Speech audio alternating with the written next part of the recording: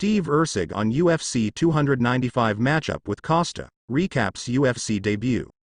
At UFC 295 this coming weekend, Steve Erceg will take on Alessandro Costa in just his second fight with the promotion.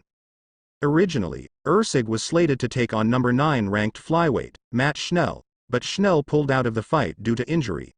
It was Schnell who pulled out of his scheduled fight with David Dvorak this past June that resulted in Erceg getting the call to make his UFC debut on late notice. After picking up the impressive win over the 10th-ranked flyweight, Dvorak, on what was his UFC debut, Erceg called for a fight with Schnell.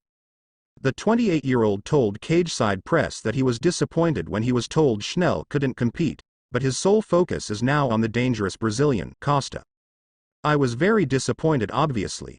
He had that number 9 next to his name which helps move me forward in the rankings, so I was disappointed in that regard. This fight, Costa.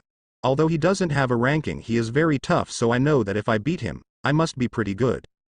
The 27-year-old Brazilian is coming off the back of an impressive victory over Jimmy Flick and over 13 fights, has won 6 by way of submission.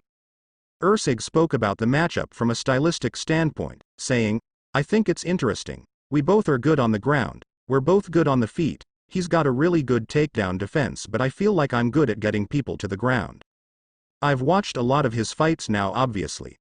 I didn't realize who he was straightaway by the name, but I had seen him fight Jimmy Flick before and obviously he looked very impressive in that fight. I've looked at his jiu-jitsu, I've looked at his stand-up, I've looked at his past fights before he got to the UFC, so I'm up to date on everything Costa."